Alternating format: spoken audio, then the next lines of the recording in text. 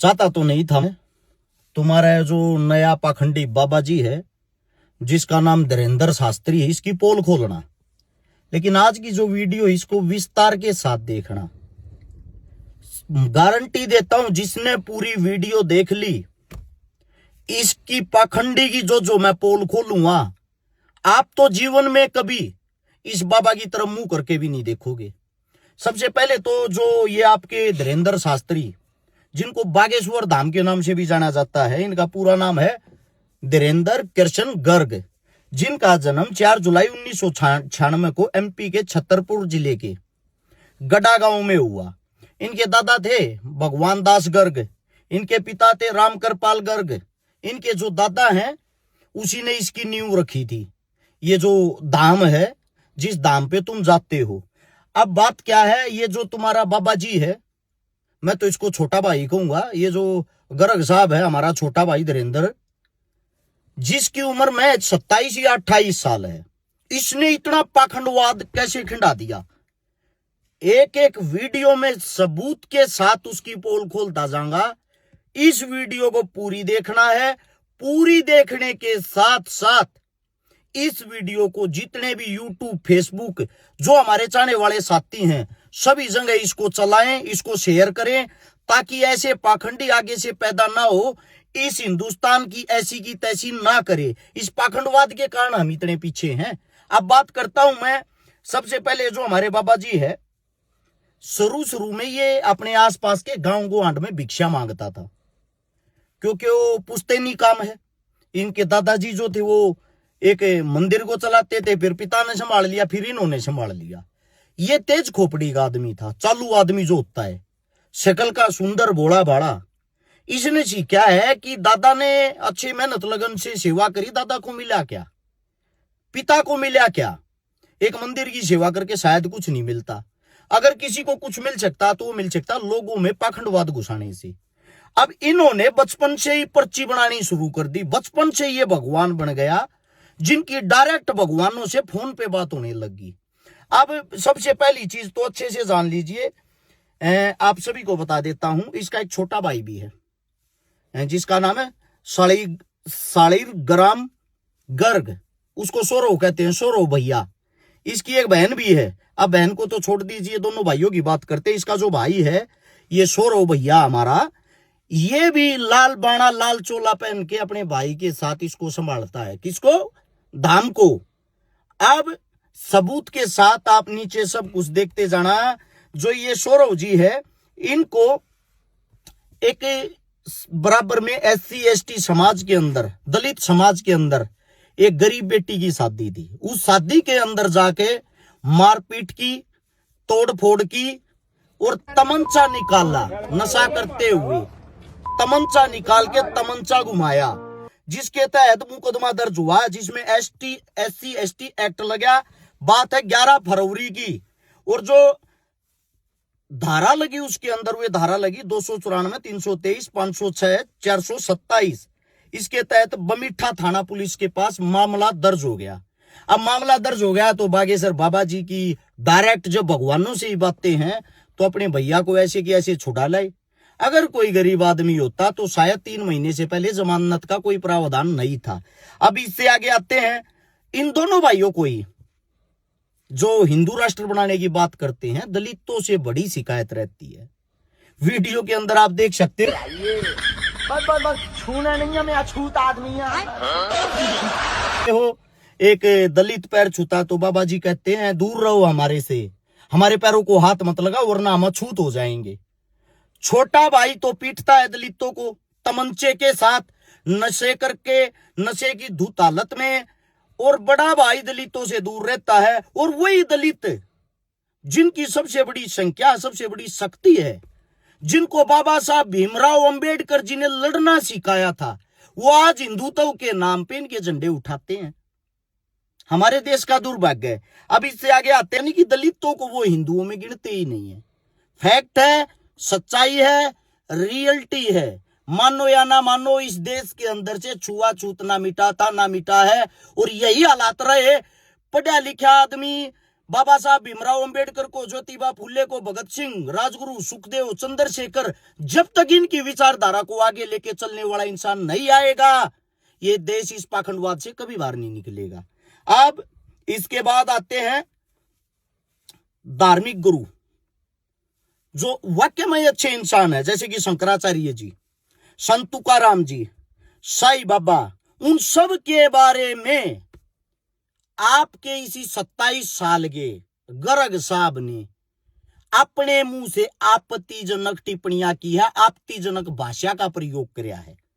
आप चेक कर सकते हो नीचे। और फिर उन इंसानों से माफिया भी मांगी है। क्या किया है? माफिया मांगी है। क्यों?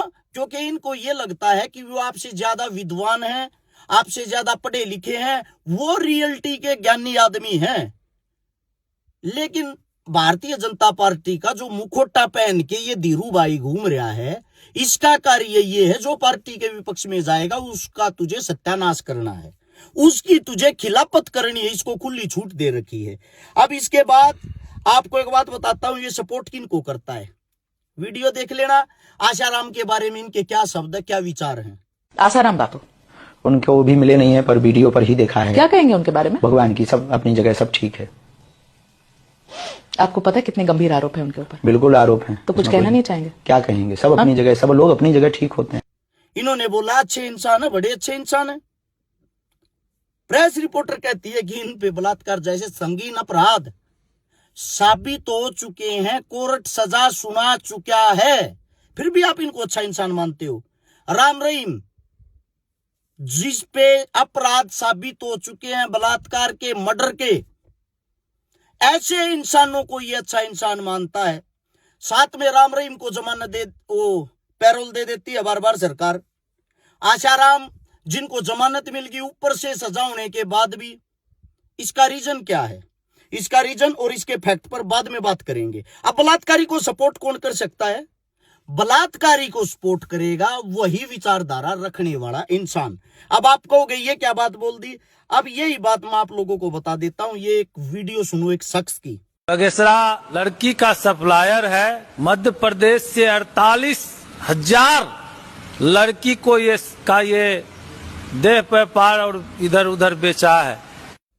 अखबार में आई हुई खबर देखो, इसमें लिखा हुआ 48,000 लड़कियां गायब हो चुकी हैं, जिनका कोई अता पता नहीं। इसी बागेश्वर धाम के आसपास की, गांव की, गौहांड की, शहर की लड़कियां। आखिर बाबा जी इन लड़कियों का करता क्या है? सबसे बड़ा सवाल ये मैं नहीं, हर शिकारा नहीं कर रहा, वहीं का इंसान, वहीं का ये शख्स, वहीं का नेताजी कह रहा है, लड़कियां सप्लाई करता है। क्या करता है? लड़कियां सप्लाई। और साथ में आप लोगों को एक बात और भी बता देता हूं, ये एक फोटो है बाबा जी की, एक लड़की का चुंबन लेते हुए की, जो सबसे पहले वीडियो के माध्यम से पता लगा था। इसका सत्संग सुनने के लिए आई थी, इसकी कथा सुनने के लिए आई थी। और फिर 4 दिन बाद उसी कथा, जिसको इन्होंने बुलाया, जो लड़की इनको पसंद आई, 4 दिन बाद उसी के साथ आज से 4 साल पहले बाबा जी की चुंबन अवस्था में फोटो वायरल हो जाती है। अब यह फोटो नकली है या असली है, इसका फैसला आप लोग करोगे, क्योंकि 4 साल पहले एआई नहीं था। एआई अभी आया है 1 साल से, तो आप इस फोटो को एआई नहीं बोल सकते। ये 4 साल पहले 2021 में वायरल हो चुकी है। अब इसके बाद अगली बात जो आती है, बाबा जी पर्चा कैसे बनाते हैं।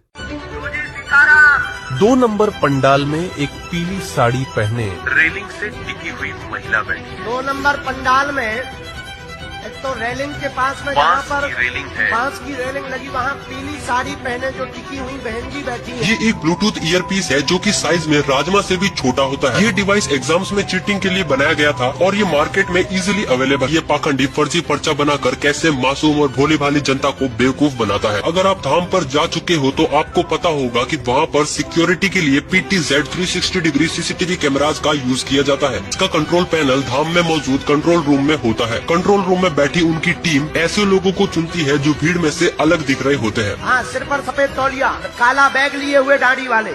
लेकिन अब मेन क्वेश्चन ये है कि ये इन्फॉर्मेशन धीरेन्द्र शास्त्री तक कैसे पहुंचाई जाती है। तो काम होता है GSM मॉड्यूल और ब्लूटूथ डिवाइस की मदद से। ये एक ब्लूटूथ ईयरपीस है जो कि साइज में राजमा से भी छोटा होता है। ये डिवाइस एग्जाम्स में चीटिंग के लिए बनाया गया था और ये मार्केट में इजीली अवेलेबल है। ये 2-वे कम्युनिकेशन को सपोर्ट करता है, लेकिन इस केस में ये सिर्फ धीरेन्द्र शास्त्री तक इन्फॉर्मेशन पहुंचाने का काम करता है। और कभी कभी ये डिजिटल स्क्रीन का भी यूज कर लेते हैं, जिसका कंट्रोल एजेंट के हाथ में होता है। जब भी धीरेन्द्र शास्त्री को एजेंट से कांटेक्ट करना होता है तो वो कुछ कोडवर्ड का यूज करते हैं। राम, साधु जी, राम, गुरुजी सीताराम। 2 नंबर पंडाल में एक पीली साड़ी पहने रेलिंग से टिकी हुई महिला।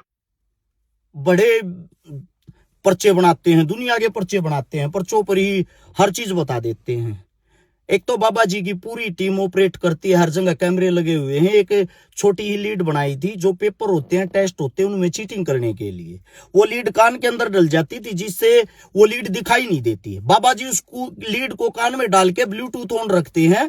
जब उनकी टीम ऑपरेट करती है, वो ऊपर से इशारा देती है।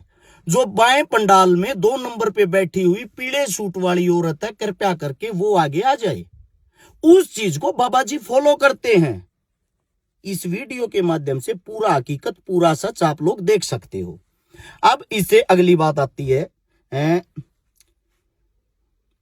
बाबा जी ने एक यूपी की औरत थी जिसका रात के 10 बजे पर्चा बनाया, जो दीक्षा लेने के लिए गई थी। रात को 10 बजे पर्चा बनाया, बड़ी बड़ी बातें की, ये कर देना, वो कर देना, आपके घर में लक्ष्मी होगी, फलाना होगा, धकड़ा होगा। उसी आश्रम की दीवार गिर जाती है रात के 4 बजे उसी रात को, और उस यूपी वाली महिला की मृत्यु हो जाती है, मौत हो जाती है। बाबा को जब अपने ही आश्रम के अंदर 6 घंटे पहले वो मौत दिखाई नहीं दी, वो आपका हमारा भविष्य कैसे देख सकता है, कैसे बता सकता है? सोचने का विषय, सोचने की बात है। इसके बाद अगली बातें करते हैं। जब देखो बाबा जी हमारे धर्म का मजाक उड़ाते हैं। कहां गए भाई वे हिंदुत्व वाले, बजरंग दल वाले? सभी दलों से पूछना चाहता हूं, वीडियो में सुनो क्या कह रहे हैं बाबा जी। राम जी के 5 बाप थे। 5 कितने? राम जी के 5 पिताजी हैं। विचित्र बात है, स्वीकार करना बड़ा मुश्किल है, पर सत्य बात है। बाबा जी कह रहे हैं जो राम थे, श्री राम जी, उनके 5 पिता थे। क्या ये मजाक नहीं है? हैं? रावण से डायरेक्ट ये बात करते हैं। एक बार हमारी रावण से बात हुई, फोन कॉल पर। अब ये मत पूछना कि नंबर क्या था, हुई तो हुई। एक बार हमारी रावण से बात हुई, हमने कहा क्यों दशानंद जी, माय डियर कैसे हो? उन्होंने कहा हेलो बागेश्वर वाले बोल रहे हैं। हम कहा जी, हम कहा भैया कैसे हो? हमने बुंदेली में बात करी, तो रावण ने भी हमसे बुंदेली में बात की। हम तो ठीक है भैया। हद तो जा हो गई कि साउंड में फटर फटर हो गो। हमने कहा भाई साहब दसई मौ से बोल रहे का? क्या मजाक नहीं है? हनुमान डायरेक्ट इनकी सुनते हैं। क्या ये हमारे धर्म का मजाक नहीं है? असल में तो ये मजाक उड़ना शुरू हुआ 2014 से, जब से भारतीय जनता पार्टी जो आई है। लोगों को जो धर्म की अफीम इन लोगों ने इतनी चटा दी। जिस वक्त राम मंदिर का उद्घाटन हुआ, उस वक्त पोस्टर लगे थे जगह जगह। मोदी जी एक 3 साल के बच्चे को उंगली पकड़ के चला के लाते हैं, यानी कि राम को छोटा राम बना रखा था, मोदी उससे बड़ा बना रखा था। हम जिस दिन से पैदा हुए हैं, हमारे बड़े बुजुर्ग गाड़ में से निकलते उन्होंने सिखाया बेटा राम राम करके लिखड़ा कर। इमारत राम राम करके लिखना सिखा रखा है, तो इसका मतलब राम तो पहले से ही, ये जो राम शब्द उसका पहले से ही प्रयोग किया जा रहा है, उसका उच्चारण हो रहा है। तो 2014 में मोदी उंगली पकड़ के राम को लेके आता है। क्या मोदी राम से भी बड़ा हो गया? क्या मोदी राम को लेके आया है? उससे पहले कुछ था ही नहीं। इसी के दरमियान उसी मंदिर के अंदर, राम मंदिर के अंदर, एक 23-24 साल का लड़का पांडे नाम का बैठाया गया, जो वहां का बड़ा वो बनाया है, पंडित बनाया, अधिकारी बनाया है, या उसको संभालने वाला बनाया है। उसकी दुनिया भर की लड़कियों के साथ छाया चित्र गंदी गंदी वायरल हैं। क्या इस देश के अंदर विद्वान पंडित ज्ञानी इंसान और सबके बीच में से एकलौता वो इंसान छाटा गया, वहां जाके ज्ञान की समाप्ति होगी क्या उससे आगे? क्योंकि सरकार हर जगह खाने की जगह, कमाने की जगह, रोजगार को देखते हुए उस इंसान को बैठाती है जो सरकार का बेनिफिट करे, सरकार को फायदा पहुंचाए। अब मैं धीरेन्द्र शास्त्री जी से भी एक बात पूछना चाहता हूं। शास्त्री जी, आप खुद बताते हो मेरी पढ़ाई में कोई रुचि नहीं थी, कैसे भी गिर पढ़ के मैंने 12वीं कर ली, उसके बाद बीए कर ली, बैचलर ऑफ आर्ट।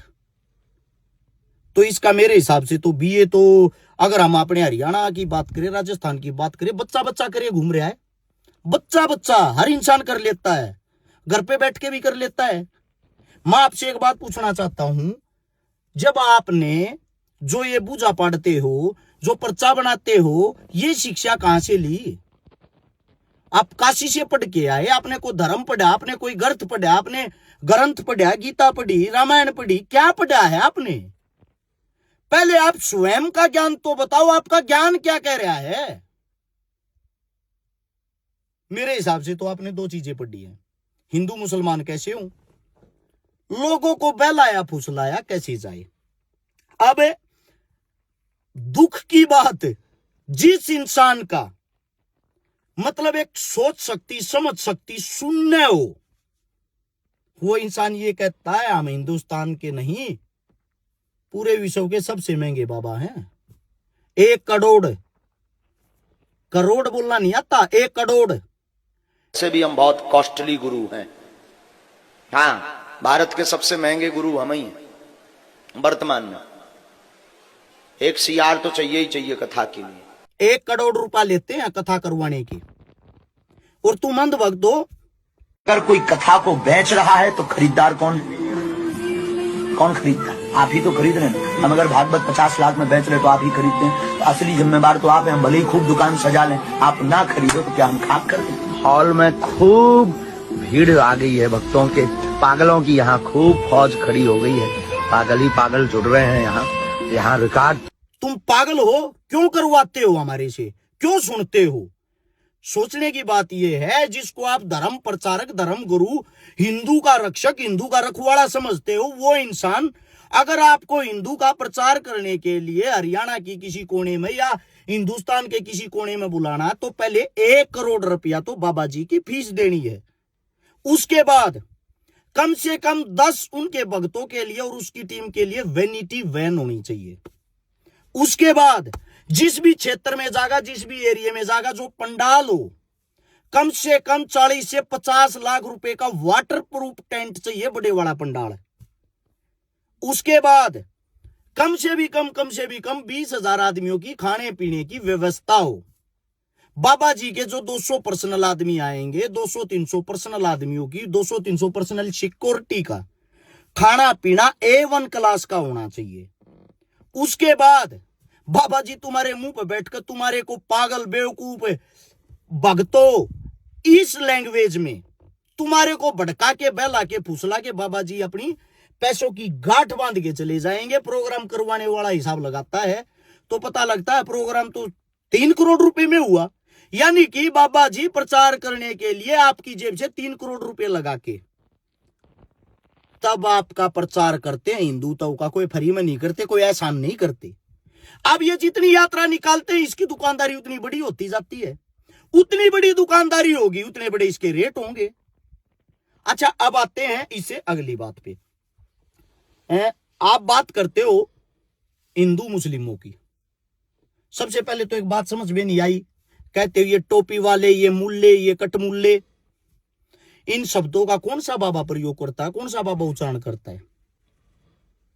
धार्मिक गुरु मेरे को तो लगता नहीं कोई करता होगा, ना कोई हिंदू करेगा ना कोई मुसलमान करेगा।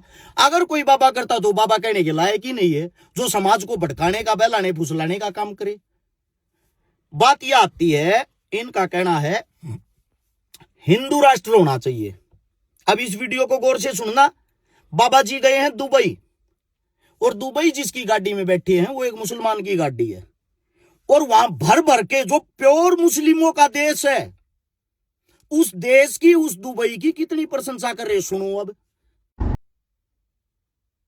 और अब बाबा जी की दूसरी बात सुनो कि इन मुल्लान को, टोपी वालों को हमारे से कुछ ज्यादा ही दिक्कत है। अरे बाबा जी, पहले तो आप फैसला ये कर लो। आप स्वयं ये कहते हो मेरे 500-600 मुसलमान दोस्त हैं जो हमारे घर के इधर उधर रहते हैं। हमारी बहन की जो शादी करवाई उसमें जो सहयोग करा वो भी मुसलमानों ने किया। आप स्वयं कहते हो ये बातें। मैंने तो ये भी सुना कि आपकी बहन की शादी एक मुसलमान से पैसे लेकर सहयोग आपने दी। करवाई। हाँ, आज भी हमारा मित्र अभी 5 दिन पहले ही मिला, चाय भी पी, और हमारा लगभग 500-600 मुसलमान परिवार है जो आत्मा से जुड़े। और फिर आप उन्हीं लोगों को गालियां देके अपनी राजनीति चमकाते हो। इसका मतलब तो ये हुआ, जिस थाली में खाना उसी थाली में छेद करना। आप ही नहीं आज तक ये सोच पाए हो मुसलमान गंदे हैं या अच्छे हैं, हिंदू मुसलमान एक होने चाहिए या नहीं होने चाहिए। समय समय पर स्वयं बयान बदलते रहते हो आप। अब आती है बात हिंदू जोड़ो यात्रा की। यात्रा का रीजन क्या था? दिल्ली से यात्रा शुरू हुई, मथुरा खत्म होगी। पहली यात्रा नहीं है, बार बार यात्रा काटते रहे हैं। 2024 के अंदर भी, चुनाव से 1 साल पहले बिहार के अंदर भी यात्रा निकाली थी इसी बागेश्वर बाबा ने। और जो यात्रा निकाली थी, हर मंच पे, हर स्टेज पे बीजेपी कार्यकर्ता, बीजेपी का नेता आता था और वे आकर उनको संपूर्ण प्रचार करने का मौका देता था। उसका रिजल्ट, उसका नतीजा बिहार के अंदर मिल चुका है। बिहार में सरकार बन गई। अब सरकार कैसे बनती है, बहुत सारी चीजें हैं जो गौर से समझनी पड़ेगी फैक्ट के साथ। अब सरकार कैसे बनती है बिहार के अंदर? सरकार बनने का सबसे मेन जो रीजन है, वहां वोट 7,42,00,000 और चुनाव आयोग की जो रिपोर्ट उसके अनुसार वोट पोल हुई है 67% मतदान हुआ है। और वोट पड़ी कितनी है? 7,45,00,000। यानी कि जो वोट होती हैं उससे भी 3 लाख ज्यादा वोटें कैसे पड़ सकती हैं? 100 में से 100% आज तक वोट नहीं पड़ ली, तो 100 में से 101% वोट कहां से आ गई? क्या ये सोचने की बात नहीं है? इससे बड़ा मजाक हिंदुस्तान के अंदर, राजनीति के अंदर क्या हो सकता है? अब उस बिहार चुनाव पर कोई उंगली ना उठाए, इन्होंने हर चीज को पहले ही सेट कर रखा था। तो इसीलिए इन्होंने पहले करवाया दिल्ली के अंदर एक विस्फोट। हर टीवी चैनल पे खबर चल गई, मुसलमानों के नाम गाड़ी थी, मुस्लिमों ने हमला कर दिया, मुस्लिम आतंकवादी होते हैं, 3 मुस्लिम पकड़े गए। साथ में फरीदाबाद के अंदर मुसलमानों के पास 350 किलो RDX मिला। ये खबर सब जगह वायरल। हिंदू मुसलमान लोग सोशल मीडिया पर एकदम एक्टिव हो गए। अब अपना रूप संभाल लिया। ऐसी तैसी कराया बिहार चुनाव, इस मुद्दे को उठाओ, हिंदू मुस्लिम कराओ। अब क्या होता है, उस बात की जब पोल खुलती है, NIA जो जांच कर रही है, जांच के माध्यम से पता लगता है जो 3 मुसलमान पकड़े थे वे निर्दोष थे, वे छोड़ दिए। जो गाड़ी थी वह भी देवेंद्र के नाम निकली, किसी मुसलमान के नाम नहीं। फिर एक शर्मा नाम की लड़की को भी उठाया, उसको भी छोड़ दिया। यानी कि हिंदुओं से भी पूछताछ हुई, मुसलमानों से भी पूछताछ हुई। उसके बाद बात आती है फरीदाबाद 350 किलो RDX बता रहे थे।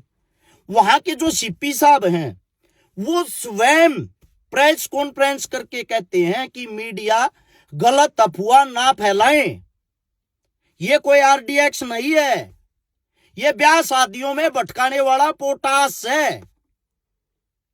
अब CP साहब का तो जमीर जाएगा, उन्होंने तो जो बात कहनी थी सच बोल दी। अब बीजेपी इस चीज को कवर कैसे करती? यहां से सारे सामान को उठा के जम्मू कश्मीर एक थाने में रखवा दिया।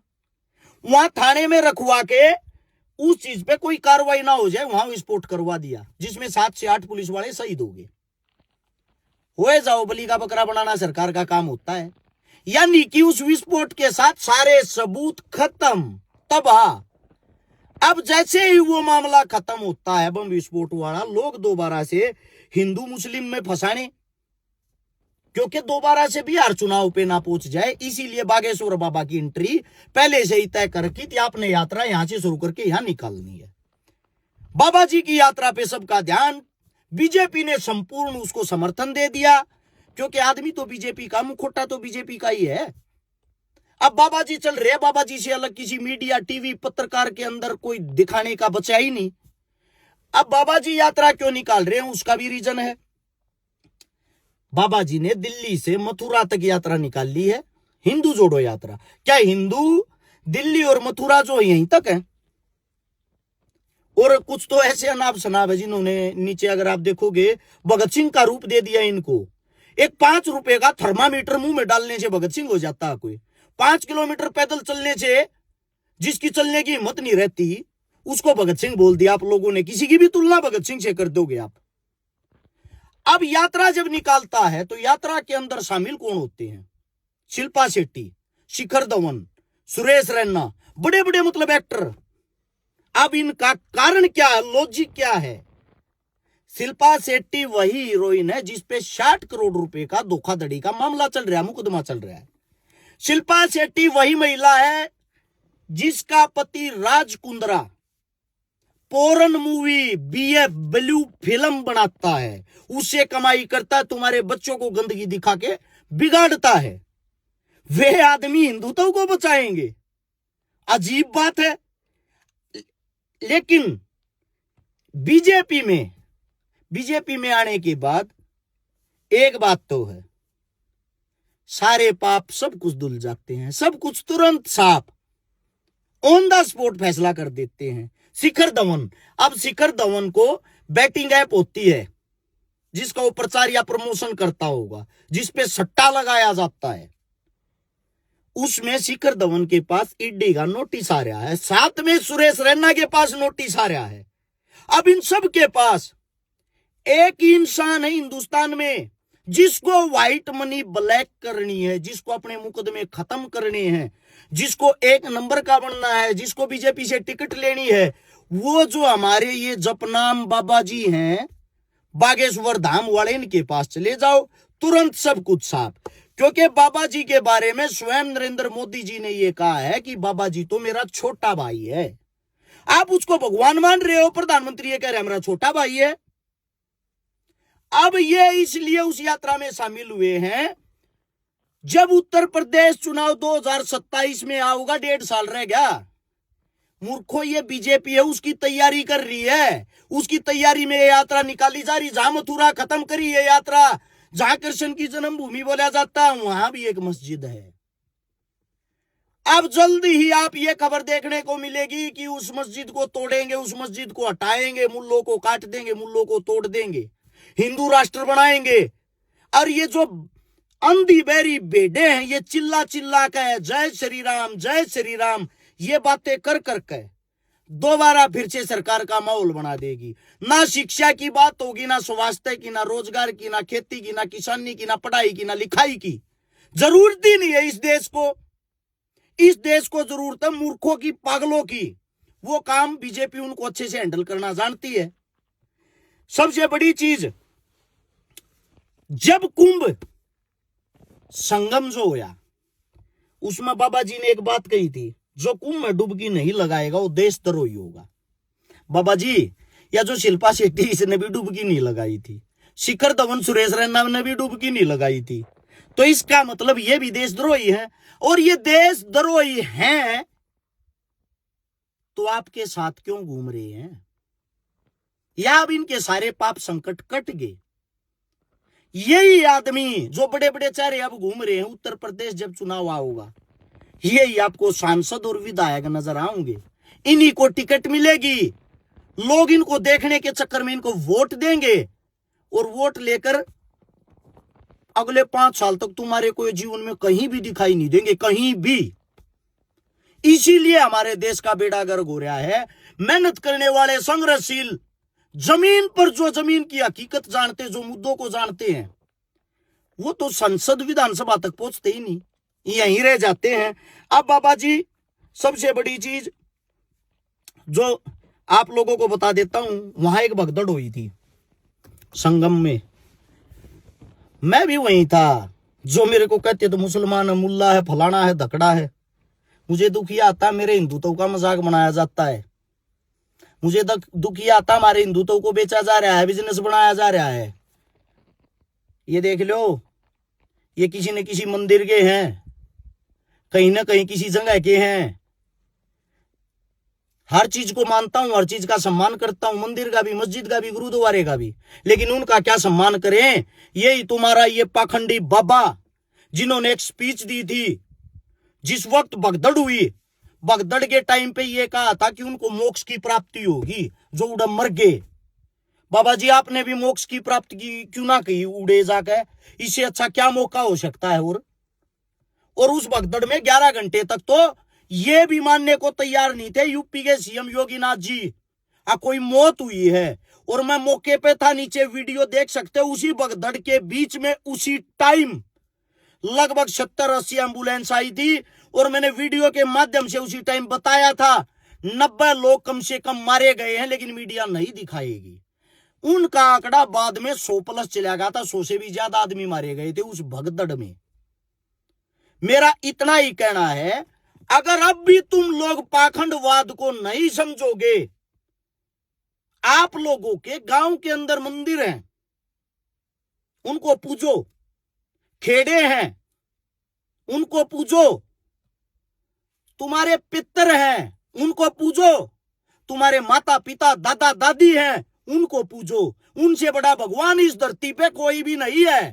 तुम किन किन को भगवान बना रहे हो? ऐसे ऐसे पाखंडियों को, ढोंगियों को, जिनके पास ना शिक्षा है, ना कोई नॉलेज है, ना कोई गतिविधि है। ये सिर्फ और सिर्फ एक पार्टी का प्रचार कर रहे हैं। और कुछ मूर्ख आदमी जो कह रहे हैं मैं कांग्रेसी हूं, मेरे को बोलते हैं मैं मुस्लिम हूं, मैं राजनीति के लिए सब कुछ कर रहा हूं। आप लोग अपना डाउट क्लियर कर लेना। ना तो मैंने कोई पार्टी ज्वाइन कर रखी है, ना ही संपूर्ण कांग्रेस के अंदर किसी भी नेता मंत्री के साथ मेरा फोटो नहीं मिलेगा। सिर्फ 1-2 फोटो मिल सकता है। चुनाव से पहले मुख्यमंत्री भूपेंद्र हुड्डा ने मेरे को बुलाया था, वो फोटो 1-2 प्रोग्राम में दीपेंद्र हुड्डा स्टेज पे मिल गया था। हो सकता है स्टेज पर कट्ठा का फोटो, उससे अलग किसी भी नेता के साथ मेरा कोई फोटो नहीं पाऊंगा। किसी भी नेता के साथ पानी मारने का काम अपने खून में नहीं है। और जो धमकियां देते हैं उनको एक बात कहता हूं, दबन दबान का काम भाई हमारी कौम में नहीं है। जब हमारी कौम में नहीं है तो हमारे भीतर क्यों कर हो जाएगा? वतन परस्त इंसान है हम, वतन परस्त। तुम्हारे की तरह गुलामी की जंजीरें नहीं पैर रखी। मुझे भी पता है जय श्री राम के नारे लगाने से मेरे फॉलोवर लाखों में करोड़ों में हो जाएंगे। नहीं चाहते भाई। झूठा प्रचार करने से मेरे फॉलोवर करोड़ों में हो जाएंगे, नहीं चाहते। तुम्हारी पार्टी का झंडा उठाने से भारतीय जनता पार्टी का चंद मिनटों में मेरे काम हो जाएंगे, नहीं चाहती ऐसी पार्टी ऐसे काम। भूखे मर लेंगे, भूखे का कमा लेंगे। जो हकीकत है, जो सच्चाई है वह कहांगे।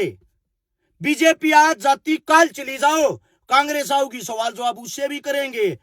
और दुश्मनों को एक बात कहना चाहता हूं, खैर मनाओ। विधानसभा लोकसभा में मैं गया नहीं। एक इतनी ताकत मिल जाती ना विधानसभा लोकसभा में जाने की, रोड़ा पर नचा देता है ऐसे ऐसे पाखंडिया ने। जीवन बड़ा लंबा है, एक बारी झटका दिखाऊंगे, ऐसी बात नहीं है। और जो ये मूर्ख इंसान घर में बैठ कर कुछ भोंकते हैं, संभल जा, देख लेंगे, फलाना कर लेंगे, बात सुनो रे ओए कीड़े मकोड़ो। अपनी जिंदगी के हर एक दिन को आखिरी दिन समझ के जीता हूं।